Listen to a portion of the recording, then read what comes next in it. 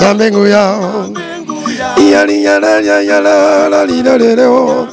Ay yala la li la la li la le o. Oninga mera yambe o. Ele yo yo.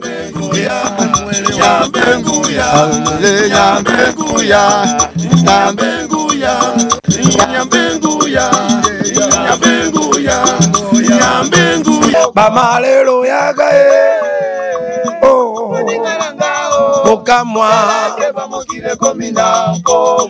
Bembeni la lingomba kasi mosika na Jésus emawae Bembeni l'église mosika na Nzambe Aumela na message kasi ya yebi Yesu teti lelo Bembeni l'église mosika na Nzambe Sutani na nzoto kasi ndumba monene isei Bembeni l'église mosika na Nzambe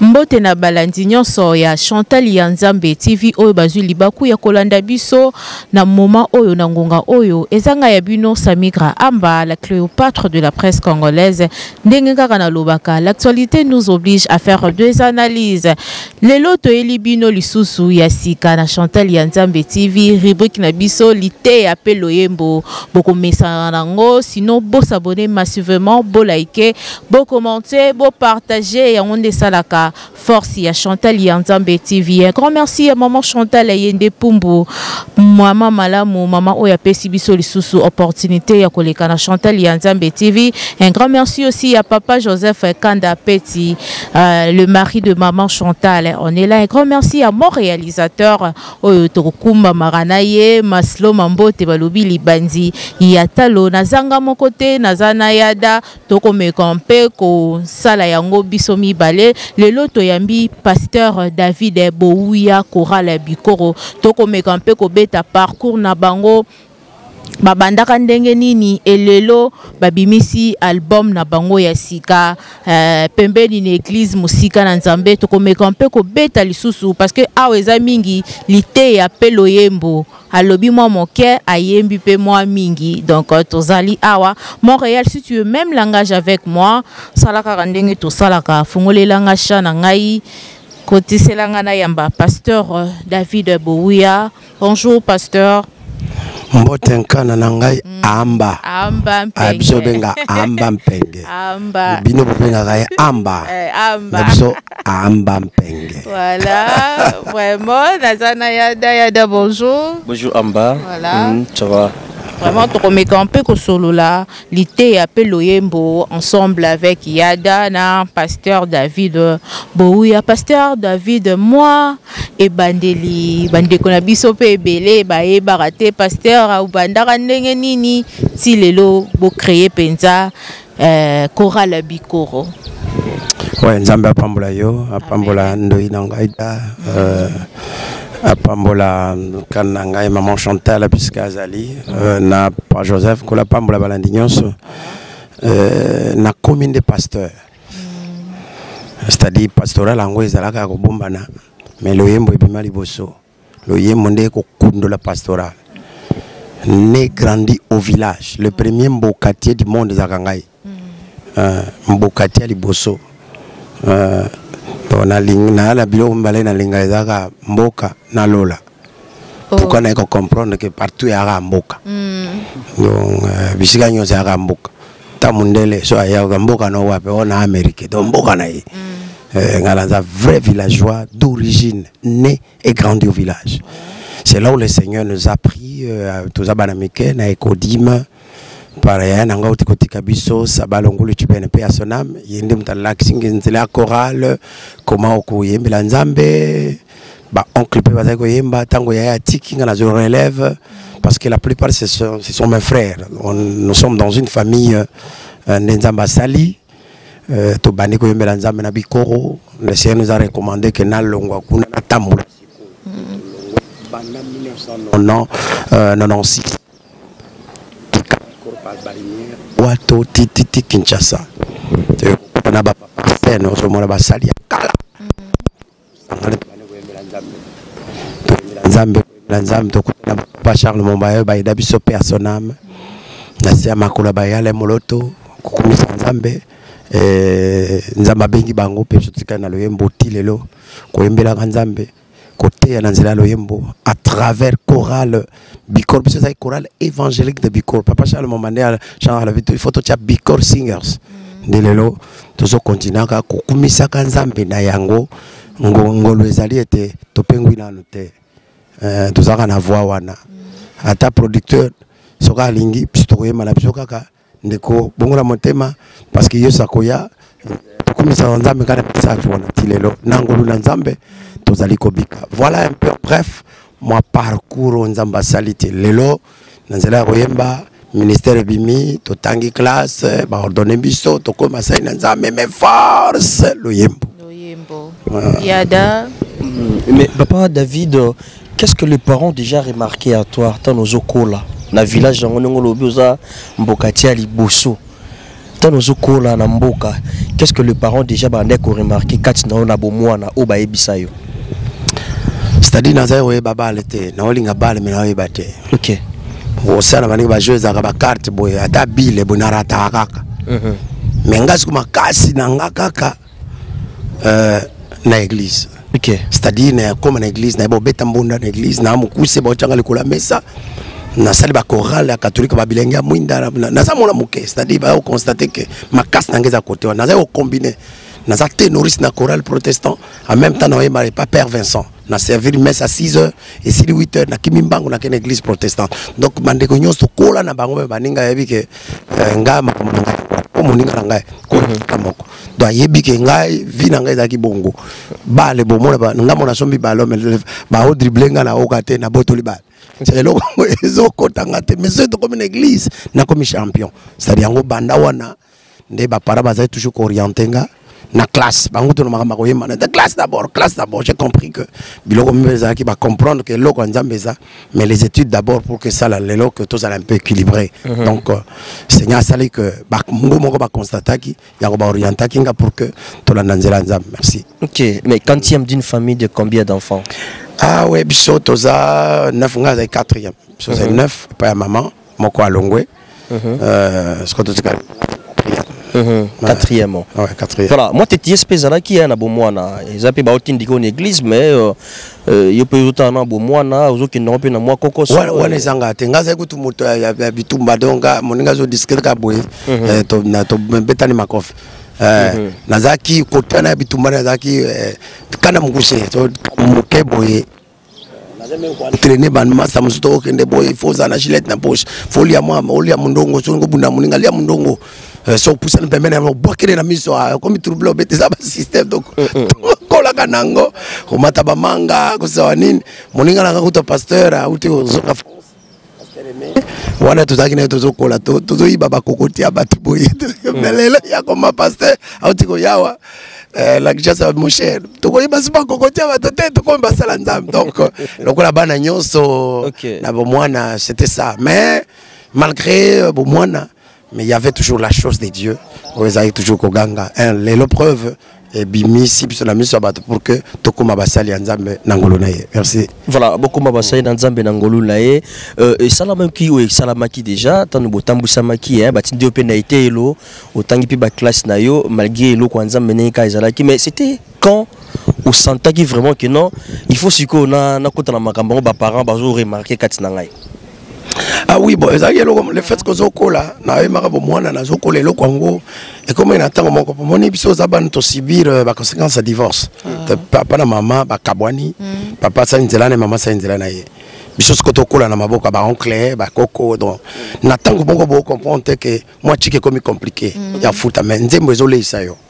C'est-à-dire matanga mo munene za na mboka mtu kufi baza kuluka yo petit wala za danger usali chorale boto comme rekoni batu bazo ba compétition zo sala hobby ma premier moi ko yemba ngoko sango ose plana yo andimi ke naona mona na kofutela yo classe tout ça on va le comme pèse donc nzembo ebandi ko leisa ngana za mwana muke et là j'ai compris que non nakanga manango parce que yangonde et même ngana bani ko yebana na ba facilité et faciliter ngama quand même kana mboka avant même nakoma nde nakoma bina ko kangama ngo na zwango lokola vraiment donc métier nanga penda eloko nanga ko kangama nango c'était ça ouais voilà ROE na Kinshasa na 1996 boyepe et ça la kindenge nini bo s'imposer pe au quotidien o eloko moko ezala ki te na musique na biso chorale koyemba bo s'imposer ki pe bon mon problème les alliés à vision na détermination c'est-à-dire la vision na ça eloko moko na ça bande ko complexe ça ka prison mon tout ça complexe même si tu es intelligent tu peux être intelligent si tu es complexe ça eloko même pas dans Nzambe ngala lobaka moi on bala na makamine abonga et Nzambe dans la classe à créer la relation avec la courageux c'est-à-dire sommes très courageux quel que soit tous qui na mboka to avec détermination na to ko saluer aussi parce que force ya musique ezali style c'est-à-dire il faut monter dans le style na particularité na alors parce que divergence wana ya style na manende zo sala elengi quand même on Nzambe pèse pour toi gospel ya boya mbaka trap mbaka folk ya mbaka donc mutuna moto sala kana reggae ça donc moi ba style ebilo wana ndi sala kasko elengi ya oya yoki bo mutarege ba ebi mutabeti folk donc aza ko sepela ngamo ko na eloko na zo sala alors on a qui déterminer que l'eau que les simba qui n'a pas opé que simba n'a mis imposé et tant que bandi bongo automatiquement par réaction pe mona n'est pas na bateau papa Charles Mombaye biso sanze moya tellement na yo mondi minesic do ayokango on dit na composant masaka biso ngo promo mala mo producteur monani e makambe kende ngwana ça n'a bisa ka bande ko labi c'est pas premier fanatique yelo qu'on a eu ça c'est là où le Seigneur va appuyer pour que on avance. Il faut amindi pas assez planer le oiseau ça la mindi je crois que Seigneur ça angolo donc bisoto bien imposa c'était par la grâce de Dieu parce que tu y a une détermination mon tout villageois oya utakamboka mwana nyosa utakamboka oya na détermination quelle que soit la difficulté ba villageois bozara ba courager makazi ouais parce que bisoto ko boto la ba kinois tu y a na détermination détermination mon villageois ah oh là là na moi kilote na mokuso mon na salité mazanga $200 c'est-à-dire mon na bande comme ça mon na même akapusu ah atika famille ti ya mokola okenda somi moto somi donc a na détermination parce que biso mon na liboso si mamuto azate zaka nkolo nkolo biso toye pambola Dieu ne bénit pas l'homme, Dieu bénit l'œuvre de l'homme. Voilà. Par la sueur de ton front, tu mangeras le pain. Alors, sueur que tu as c'est pour qu'on s'implique la détermination et par la grâce de Dieu de ameko célébration là que l'auto kutana nandoida to kutana pena ambambenge. Merci pasteur David Bouya. L'été appelle Loyembo. Toyoka moi Loyembo moko yada na tikelo micro to continuer les choses.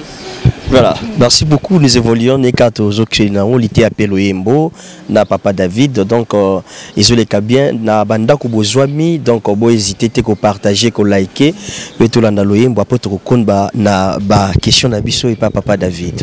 Merci. Merci maman Chantal, c'est un nzembo yanko na boambi, yango za lontomba, kona boambi, c'est avec la foi. De to komona nzambe to komona nzambe te parce que na yemba malamu parce que naza pasteur sur la to komona nzambe zaka kondima na misala malamu zai commande ya maman Chantal nzambe zana monoka mboka ya bunda na ko yemba oh kolo nkola kila kinoleo miane ma jonyo muina kolota lembwa o masia o ai menya kino na itina o dia yo ba molongo satana o satana pe ayaka kio no molengola nemba e amopa ki mavoko pe auyo mwangela Yesu o kaki olo wa ole aloka yambe o Masia Yesu butola mavoko mayale maona sio bomo we o bobikame ya Yesu ya Yesu aizenya kimbeko ka Satana waele malenda moto apae noviki yama aile wo yanko na wambi pemputa na bikelelo biloko byono kutomba iyo tongo yanko na buambia minango mwana na male otongo minango mwana yao ona bwambie bwambie baembie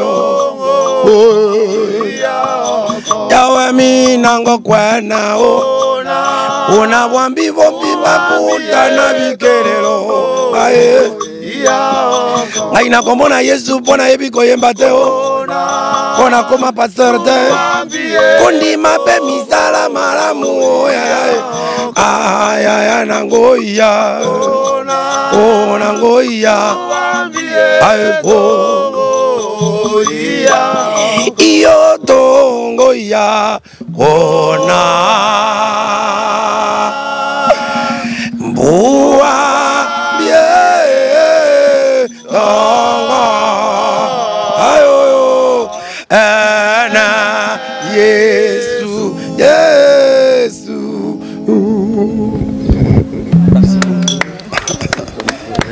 Vraiment, merci beaucoup. Merci beaucoup, Papa David. Toi qui l'aimes beaucoup, donc quand on a un zambété pour te koyemba. Non. Ça n'a rien à voir. On a ça les miracles. Oh, l'église est abattue belé. Na comme na ba vie belé. Na ibani mokili mobimba. Ça n'a rien à voir. Ok. Foi, salamalamu nde yango eza ba otio na balance. Voilà. Je me pose trop de questions, Papa David. Depuis un moment, bon, je suis retrouvé à Kinshasa avec la grande équipe, Neka Ezalaki, Nepe Ezali. Mais et là, on a remarqué stabilité wana ya groupe. Depuis, namoni batata msuba yaki bana mike msuba koli. Déjà, au monde bina non, azaki trop jeune, on a comme pina papa, la ba responsabilité au bango ba ibi au bazo ko assumer. Secret zanini. Ouais, d'abord Zangolo. OK. Parce que d'abord la grâce c'est quelque chose. On n'a pas mérité ça, mais le Seigneur nous a fait grâce que tout se maintenir ensemble. Deuxième secret, Zali, c'est que Kabola rabato ya mbongo. Pas ta solo là, mbongo. Ngasko na longa maramboana. OK. Dans le sens que mbongo za papier, tokuta ki to lia to tika. OK. Na vie, il faut que la taka souci pe passer ya bato mosusu. OK. Ngaza passer na okambao. Mais dans des fois na tout est na fatigué mais production est côté. Ngaba on peut s'en refondre. Mais ils vont gagner quoi? OK. Donc je suis obligé d'aller chanter parce que c'est ça ma vocation. Il faut naïe. So naïe, ça permet. Il y a ça financier. Il y a fouta kangai. Il y a un groupe monsieur Zabongote. C'est lui le financier. Ce qui c'est lui qui reçoit la commission naïe. Et c'est pas ba foutinga. C'est beaucoup. Parce que balbi ma fouté ko zala o ekokwea. Oui. Mais surtout tiango ba kale ma fouté kitara. C'est pas bon. C'est-à-dire il a longa côté na sala organisation, c'est-à-dire commission ma finance ça ils auront mbongo to kabolaka. Ya muke ye to kabo. Voilà muke to kabo. C'est pourquoi moto monde so olongwa le baka so benga magite. Qu'est-ce que le kabo yangwa? Et pas nanga déjà non, mais na formé. Na formé déjà. Oh oyembisa. OK. Oh oyembisa plexion. Cela veut dire na somo na tenga ité. Na ko bela pe. La production muso de fanga kendekete. De na sens on a meka ko développer boli, on a meka ko développer transparence na ba domaine financier, na domaine pour la chargeur spirituel. Ça papa Charles, manga za pasteur. OK. Il y a la chargeur spirituel. Cela veut dire il y a proclamé ba retraite ba prière. C'est tout kabola moto na tâche na. Ah, ndé yango isala que stabilité on est stabiliser makambo pe to avant. C'est très bien. Voilà, oui, na Kinshasa, vous s'imposez quand Niza Kibongo, de Monique, vous tamboulez na ba musicien peu belé, ya biso ya mboka, vous avez kina maman na biso Marie Misamu, vous avez kina maman na biso Laure, puis mongongo et fandi na rythme ya toyoka mongonga, mwambonda, style wana, est-ce que vous maintenir encore tout vous penser peut-être style mususu ou peut ko capter bateau. Non, c'est-à-dire toko sala ba featuring na bateau na église toko yemba ba bête instrument zo yemba mais o ezali base o ezali force. OK. Cela veut dire et si quand zamba bengi biso ezayango donc tout tiki style au serveur cela veut dire la chorale peut qu'on effacer attends nzamba o sepelate. OK. Eza lokola moto attaque hypotato zui nationalité Congolais. Mais comment vous arrivez à s'adapter déjà na ba featuring na ba ndeko mususu na ba musique au bango ba kindara nango peut-être na ba rythme na bango na ba style na bango comment est-ce que vous kotaka beaucoup bozwa ben wana OK bino boza na style mususu c'est-à-dire le Seigneur nous a fait nous sommes des artistes complets. OK ça la ba style nyonso ko basala c'est tout ça mosusu ça par défi ça veut dire na ebinde ko monga yembaka ape musique chrétienne mokolo moko ça habite bango ba musique ça tempo ba instrument mais mokola kamwa que to na sala ngona bino na oyemba to yembe pe na bandeko ta fanda bi ezakande boy c'est-à-dire to ça artiste complet mais mutu na mutu ça na particularité na ye biso to ndimi to emela nzambe na ndeko comme parle Jésus-Christ de Nazareth David Bikoro ça fait bien Jésus-Christ de Nazareth origine à Jésus de Nazareth David Bikoro style biso ba koko na ba emela nzambe bo je me sens très à l'aise. Comme ça, je suis théologien de formation. Quand on parle de Nazareth, c'est l'origine au Christ à Botamel. David Bikor, je me sens très à l'aise. Voilà un peu parce que ce qu'on a perdre culture, force, il y a monté la culture. On a perdre, cela veut dire na commis des questions qui l'ont de fond à vendre na originalité. Donc on s'adapte parce que Naza musicien complet na ba qualité nyons. Beaucoup de Kinshasa comment accueille zala ki na bande ko mususu ya loyembo bayamba ki bino lolengeni ça bande ko mususu ka yoki kaka sengo eza to zakala ba malor wana kana nanga to sko bandi kaka ya ko kata ko vanda te monaka telemi moninga nanga là on n'en parle même pas ça papa chambo ba yoka e belisa ya bi mais petit ça c'est riche oyo ala bino Congo yo nzambe nanga oyo se uti wa donc to zakala bisika ata to kena ba place mais ce que bisika to bandi ta on zaka ba Paris non vous musuka yoki ka bo ba vraiment loko fait ba match ba kana wala loto kufi c'est-à-dire mon pas mélancolique wana isalaka mais papa wemba personnam to zaki na studio zo enregistre boya montetela nga noko biloko c'est-à-dire richesse en mboka la biso nzamba pesi biso richesse va pas comme ça conseil n'abandonnez pas cet style c'est ça ce qui fera votre force malgré le message mais le style des richesses na biso c'est pourquoi to se maintenant nango pour découper ba pesa biso conseil peut apprécier nango yango to continuer nango. Voilà, merci beaucoup Papa Davis. Est-ce qu'on peut revivre ce beau temps là na nzembo moko oyebi ki markaba na nzambe na époque wala oyo toyebi ki no soki nzembo ebeti te aussi retrouver mamoko Bikoro katina yango oyo eza na choix na bino mena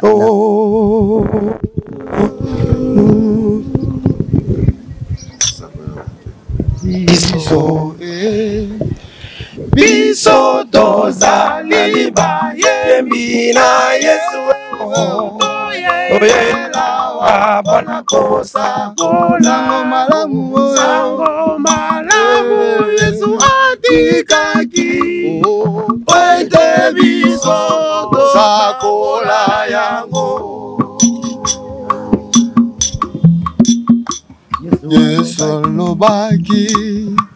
Yesu alobaki na mikolo ekoya bino mona basakoli mingi ya lokuta se na nkombo na Yesu bana Nzambe bondima bango te bokomona bango bokomona bango na Bible na maboko na mitema bazali koina kongala bakoluka se kope kopengwisa bino bana nzambe boni babango te ya solo okoyeba bango se na misala na bango mabe okoyeba bango se na mateya na bango solo bazali koluka se kopengwisa bandimi bana nzambe boni babango te elema na yo mundi minesika ozali tika koluka nzambe na mangomba yango elema na yo mundi minesika ozali tika koluka nzambe na mangomba yango elema na yo mundi minesika ozali tika koluka nzambe na mangomba yango elema na yo mundi minesika ozali tika koluka nzambe na mangomba yango bana elema na yo mundi minesika ozali tika koluka nzambe na mangomba yango bana elema na yo mundi minesika ozali tika koluka nzambe na mangomba yango. Vraiment, là, je salue maman Louise Bokopolo, ma maman chérie, maman princesse de prix Badiadinga. Papa David, ntembono mingi te yaka, pasteur, ngomba, voilà, compagnie na danse lelo, yomoko pe okomi pasteur. Moi, changement na pe.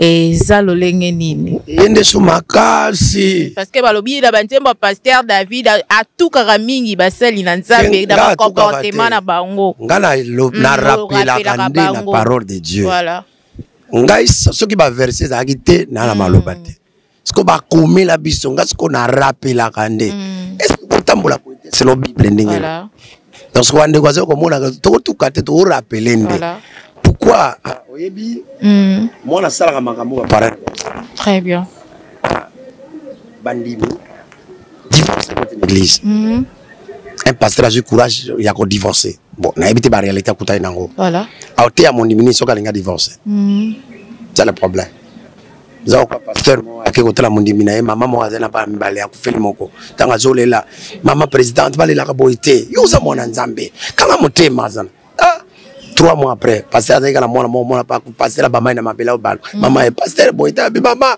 yo za da denga la moko pamba. Mona kabité donc c'est-à-dire makambo yo oté abato donc faut yo voilà aussi porter c'est problème ngez ça rappel, cela veut dire biso tous ala ba exemplaire.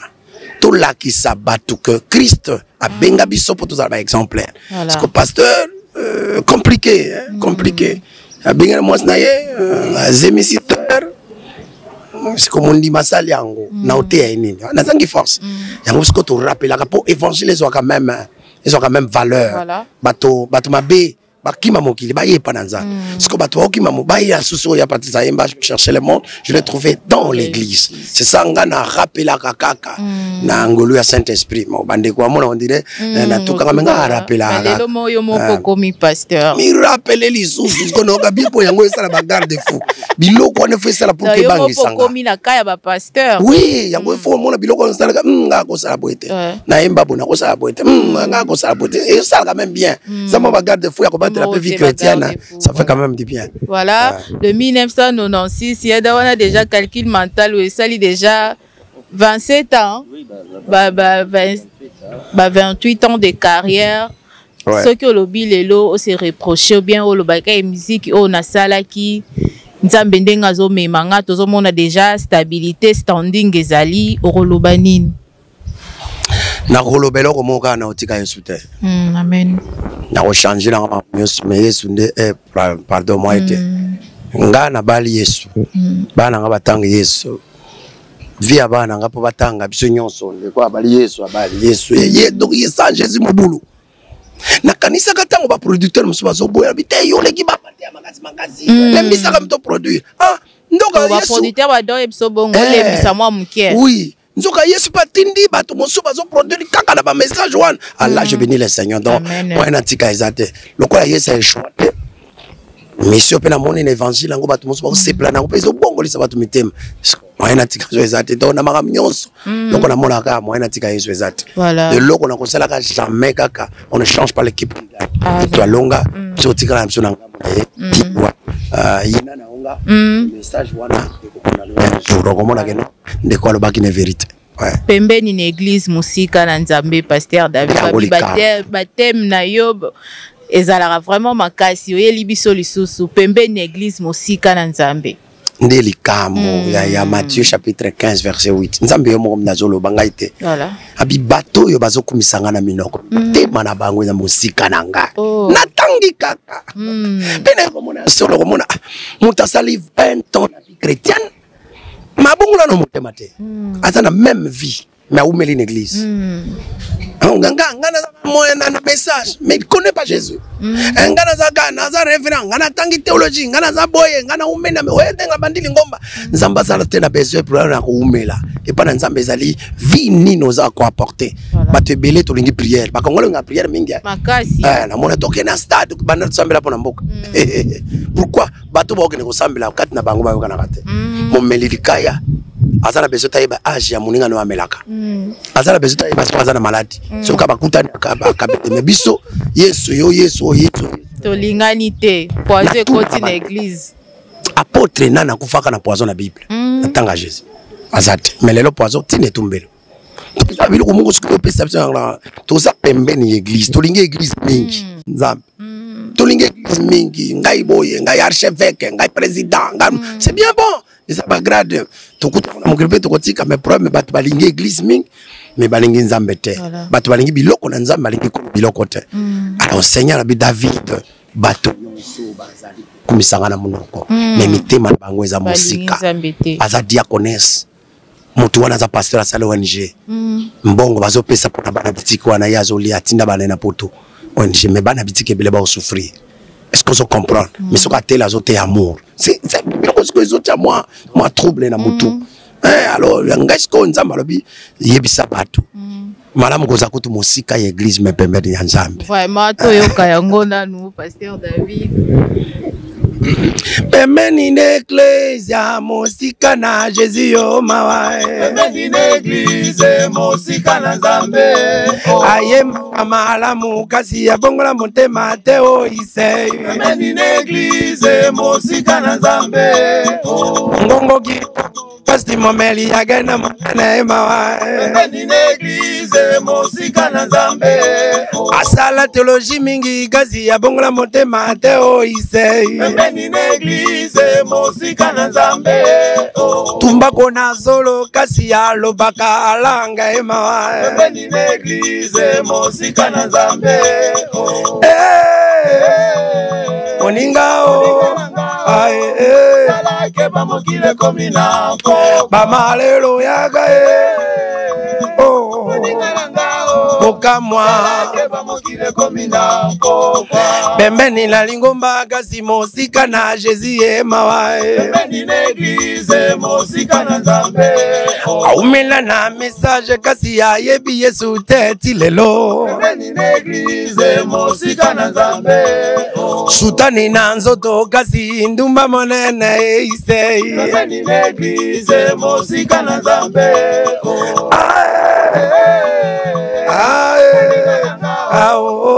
Salake bamokile komina Bayaya boyaga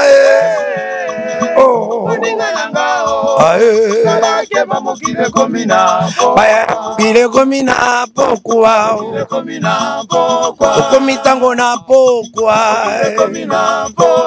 C'est le temps du soirée Message tango na pokwa Komitango na pokwa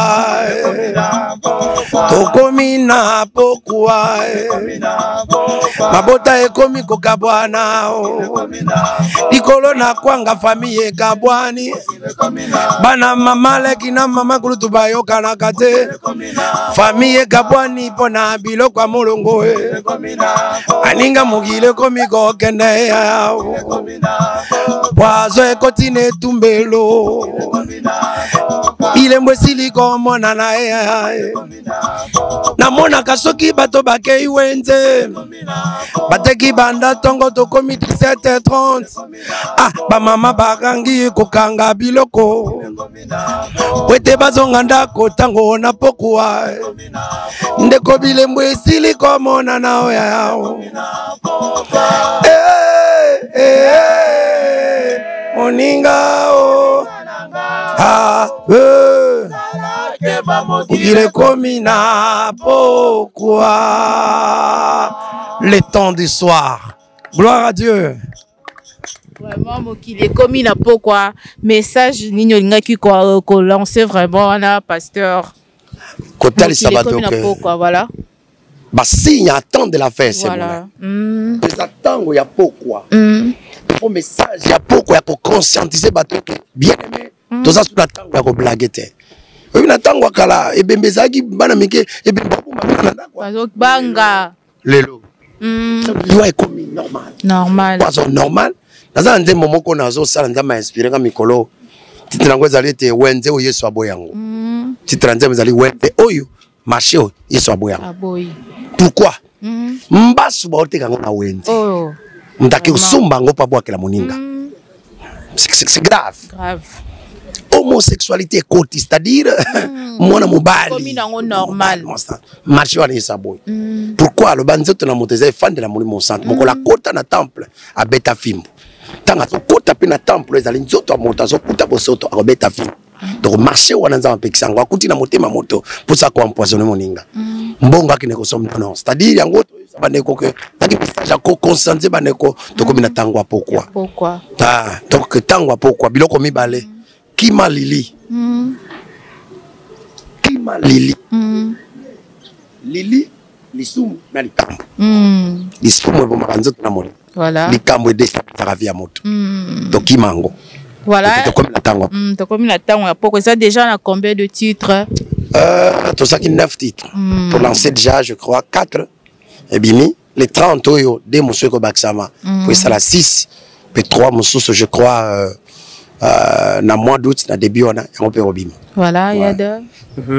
Merci beaucoup papa David. Déjà tout le monde a loyembo hein ou accompagneront mingi na danse na bino na danse wana pesaka respiration moko ya kito boza composition moko boye tout le monde a mingi papa David a kitara a kiti pena ezara eza basé na nini inspiration kaka omoni c'est ça il y a Bikoro singer so comprendre que Bikoro amba oyo abina ndenge wana OK 00 mona kopese batu moko deux frères moko bakoya na komona deux frères moko ba ravedi na bakoya komona bangona amba komona makambango azana ngona katsa makila donc c'est ya biso eza bongo ya unga sepela kaso mulu bazo bina omona azobina la loketo eza osumu kite bina ndenge mboka na bino bakoko naza kumisa nzambo omona na bande ko este na katanga omona tota eza ndenge na bango eza ka bongo mindele po mona kaka zubulu wana na barap na eza ndenge na bango donc moi changer nature ya biso ndenge nzama pesa kabisa biso danse yango wana okomona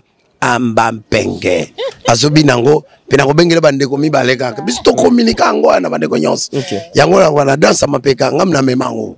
Voilà. Tant ya na memango tozo na sœur Marie yango kota na église yango na benga ndasa ba Kristo poete kuna lisumu ezate na mapeka mpobo son ezalité na mapeka mutako obeta libaku azate voilà voilà mais source il y a inspiration il y a message de part et d'autre banze mono so depuis banda tina to komi lelo ils sont vraiment basés na nini papa source inspiration la Bible c'est la parole de Dieu yoka Matéa. Les années loko moko tenga dans l'église ou dans la tête mais la chorale la mission c'est la parole de Dieu. OK. Biso atato yeto yembi tu as besoin ko yoka bate. Quand le Seigneur parle à travers un prédicateur, biso to koma. Na ye na komi. Na ye na komi. Babiloko musuza zela otangi Bible moko muso yoki bate. Au sangisa ngona ba actualité, ozomona. Mais inspire alors source d'inspiration la biso c'est la parole de Dieu. C'est la parole de Dieu. Na ebité bana comme ça na source ngai loko inspire ngai la parole de Dieu. Tanga via Yesu via Bantoma via ba Moïse via ba komango c'est pour nous inspirer ya ko se comporter ndenge bango basalaki. Donc parole de Dieu, ça source ma principale oyo nzamba lobelaka biso. Voilà, le parcours professionnel et salami makashi ningezo sala baona.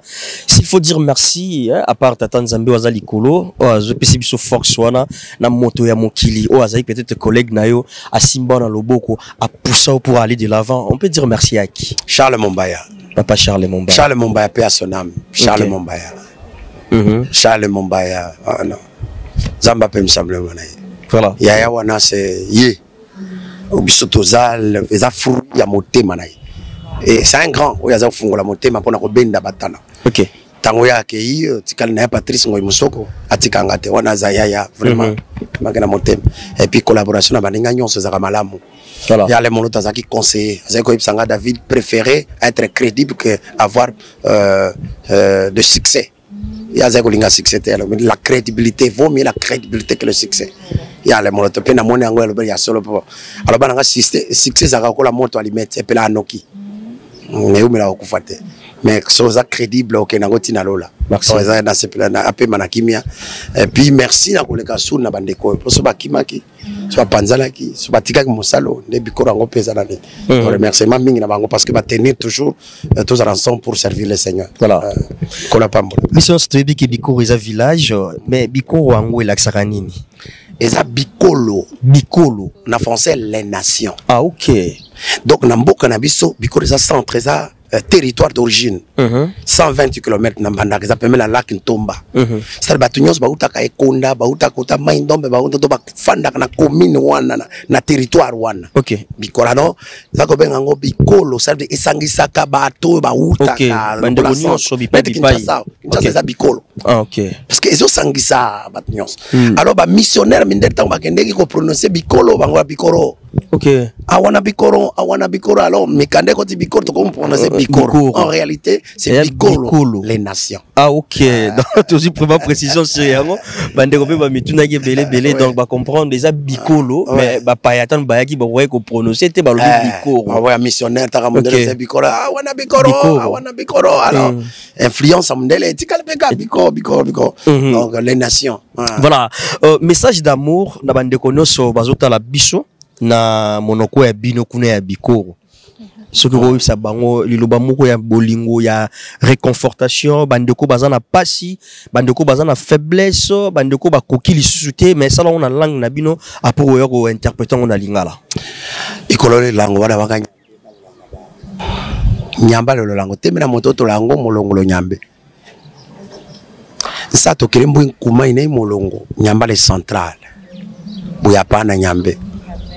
Bopa meloko menyanyo bomo nyanyo bokuma onka nyambe ine kumene no molongo ingoleka meholo matumba mabala mabota mbo kuma ingoleka mekakitopa nyambe wo moyo sa lelo po wina omo onguya no yayima kolo na po kila ne yokakimi pa bomo yo onka nyambe mi nakolanga menena kwangere nyamba kolanga kopenda bato bankuma balinga mikati na esmasia Yesu alingio alinginga ngana ko loba na lingio na za limité mais ça lingio ko leka batu nyonso makamu nyonso mokilo mone tozole ko eza pamba okoko bala ko bota osu nyonso c'est rien. Christ n'est valeur, Christ n'est héritage, Christ n'est richesse ya solo ko bosa na te atoko lia ko mela pesa Yesu bomo ina yo pete mokilo eza ya tala avion te tonisa aéroport et tonisa carburant me finga aéroport te avion te tonisa carburant ata matina ye aéroport abili kambote kende okozonga nzamba za kwado chauffeur akoleke mbango abili kambote pine ko za problème ozongelanga keba nzamba tafula mpepe wana potambola azoto tambula le kaka kozala ko la chauffeur te aoleka kwado mbango wa ata mbote te memokolo pine ko toboka akozonga donc nzambe apambola vino. Merci beaucoup, Lité Appel Oyembo, mesdames et messieurs. Nous évoluons petit à petit, lentement et sûrement. Comprenez, nous sommes avec la grande cupe de Bikoro, avec notre papa, pasteur David Odozo Kindanali Solo, Malé, mais nous sommes presque à la fin de notre rubrique. Déjà, Lité Appel Oyembo, voilà, Boulanda Kibiso, na équipe Mobimba, mais quelqu'un peut partager expérience, toujours, il y a parcours depuis Bikoro Kinshasa, motivation, Nengeni Salimaki, Nengeni Zalisami, Nengeni Nipe Azokanisa Ezala. Donc il s'allie biso bien, biso courage de part et d'autre de savoir que il faut que tu aies d'abord confiance dans mon sala pe ko lingana le loro yomo ozo sala pe nzamba ko accompagner yango. Donc on va évoluer au rythme toujours il y a l'été appelé Loyembo. Voilà, l'été appelé Loyembo, mais na rolinga pe va se présenter sans problème. Sans problème. Ouais, ngai comme on a frère Isha Liba.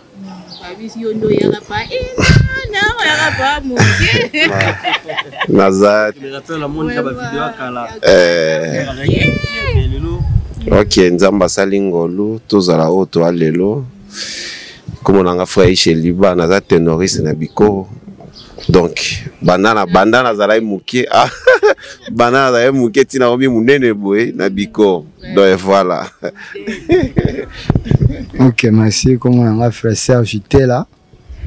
Ouais, na sala ka na mbaka voix soprano. Voilà, en même temps naza na ko ba troisième dirigeant na katia groupe biko. Voilà.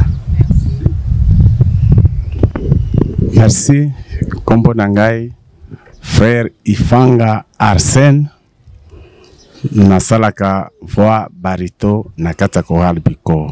Zamba osala ngolu tozala oyo tozali kinorelo toza na bomoko kolandisa maloba ya papa na biso mokambi. Merci. Merci ngai kombo nanga frère Didou Engwele naza batteur na kata choral. Merci kombo nangai Ngila Charles naza bassiste na choral biko. Banda to ya tilelo nazagaka. Oui, merci nga kombo nanga frère Romain Poutou. Naza moko ya choral bikoro pina betaka na mutu na betaka nini oyo.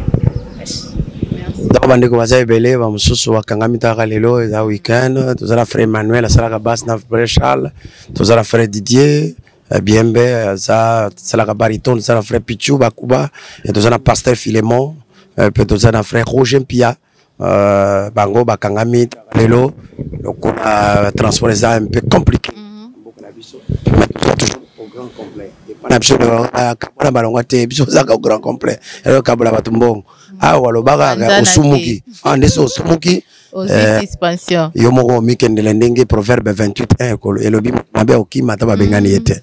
Voilà. Vraiment, sinon, abonnez-vous massivement pour s'abonner massivement na Chantal Yanzambe, Loyembo, l'ité appelle Loyembo, Tozali, wana rubrique na biso ya sika. Vraiment, beau zapete, beau s'abonner massivement. Donc, comme na biso, koshite, papa David, nga na osinga ga nzembo a toto te nyambe o, moi danse wana pe, et ko sala moi bien parce que to comme na biso, ko chite na émission na biso.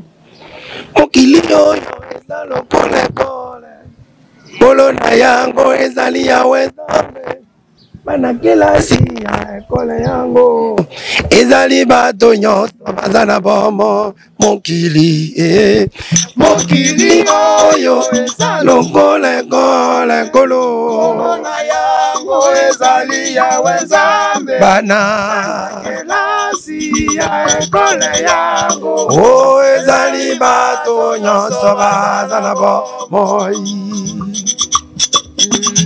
Minervale, Minervale, ona yogotanga olo. Afuta makina nekulu sundeko. Tosa malobana kolo. Proclamation ekoyana suka. Préfère moko katine kole yango.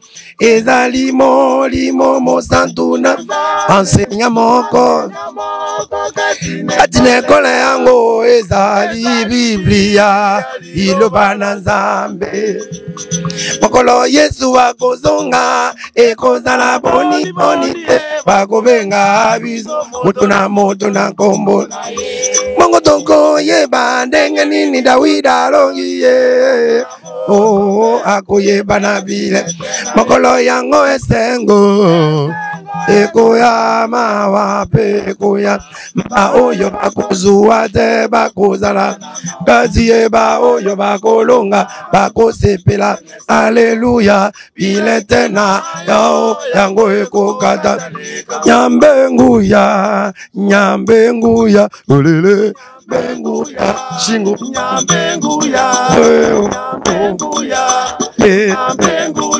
oh oh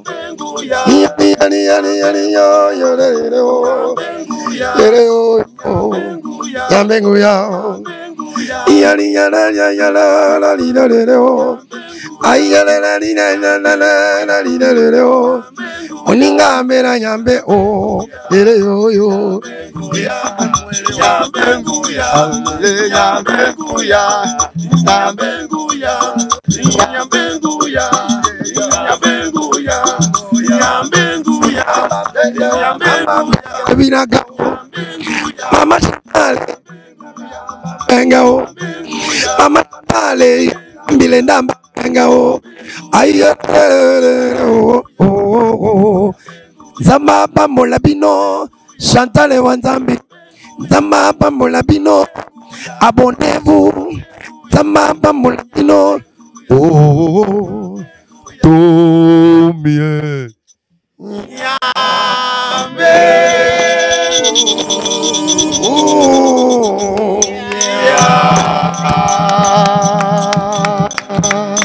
Voilà, merci beaucoup, un grand merci. Kobina. Vraiment. Merci beaucoup, mesdames et messieurs, ça est fini pour aujourd'hui. Voilà. Comprenez, on a commencé déjà à faire l'été à Peloyembo. On a eu quand même le temps de partager l'expérience de leur parcours dans la Katia équipe Mobimba ya Bikoro. Vous comprendre comment est-ce que tu as eu vraiment le temps pour s'expliquer. Hein? Donc, on va s'expliquer vraiment. On ne passe pas David, hein, Samira. Pasteur David Bouya. Donc, et c'est des bisous bien, quand même bisolo. Vraiment. Bisolo, ça les malamu. Mais tu sais pas vraiment l'accueil et puis message et où tu sais pas il y a pasteur David. Voilà, tu sais pas na ngongai na kolo beza témoignage parce que banzembo na bango et diffère surtout ba yemba na mundoka mboka na ngai. Compréhension sera facile. Vraiment compréhension sera facile au sentir parole vraiment ils ont quota, ils ont édifié yo et TIP yo. Donc talent tinzembo ya utobimsa ya suka mokile komi na suka do mokile komi na pokwa ba maté na mingeza ba réalité oyo to vivre lelo voilà et très capital vraiment na ba maté ya wana parce que ça quoi interpeller biso je comprends la tobila moi ma pema voilà merci beaucoup d'être là pour nous, merci pour votre fidélité, confiance et surtout les abonnements. Ça fait du bien de savoir qu'il y a des grands messieurs, il y a des grandes dames de partout, bah toujours motivés, bah like, bah partage, bah commentaire nabino et ça la biso bien. Merci beaucoup d'être là. C'était notre rubrique l'été à Peloyembo, notre premier numéro, mais on va faire la continuité avec d'autres artistes. Toro Panzanteke, Toro Sombekini Makanisi, Nabande Konoso, Toro Zana Bangonioso, CG ne revient pas. On va encore se retrouver dans le prochain numéro pour parler de d'autres rubriques. Pour Nabiso Lelo, l'été à Peloyembo, comme la Souka, l'invité aux amours de la fin et pas il y a papa. Voilà. On est ensemble, Nzamba Pambola Bino, bon moni. Ndoinde ngabini okansa ezakanga moko moni amba mpenge ma Chantal danse la liao vraiment lipoezo ya nazu déjà bato ba okota on est ensemble bo s'abonner Nzamba Pambola oyo c'est bandeli sa premier numéro voilà mbala sima to côté ya penelo bananzamba to zawa na bo découvrir ngapi na face mosusu clavier za pembeni ba beta clavier menazoyema donc Nzambe asala biso soki pe église te to yembela Nzambe te tokende so wapi to yembela bilima batika biso na pasi babine na seseseko kufane na Maroc babine na musée ya kundamia na Gombe siko mboka zo changer nane mosusu ki Yesu te donc Nzamba Pambola bino atoza wapi batu nyonso bakobeba na yo mais kobeba na Yesu te pardon kola Pambola bino vraiment je vous aime bien merci vraiment merci pasteur David Bouya kolo Pambola biso nyonso balandi ya Chantal ya Nzambe TV en tout cas un grand merci à maman Chantal Yende Pumbu maman Chantal un grand merci à vous là je dis aussi un grand merci à docteur Dieu merci beaucoup le gynécologue papa na prince sortir pourquoi pas son Altesse elle riche Diavois on est ensemble Donc, beau s'abonner massivement, Yada. Moi, je finis. Donc, hein. merci beaucoup. Comme je disais, si Dieu ne revient pas, trop bête à celui sur mais ça l'a dit, donc, voilà, ça se passe comme ça, toujours. Donc, dans les bons, surtout dans le calme. Merci d'être là pour nous. La grande famille Lebika, merci beaucoup. Jean-Marie Bassassa, Bosco Machassa, merci beaucoup d'être là. Jean-Jacques Ngandou, Michel Mbongo, mon vieux, merci beaucoup à Nadej Bidunga. De partout, vous êtes fidèles au Boukassa. Voilà. Merci. Je disais, si Dieu ne revient pas, Tobet Aliso, merci beaucoup. Bye. Chantal Yanzambe TV, la chaîne qui nous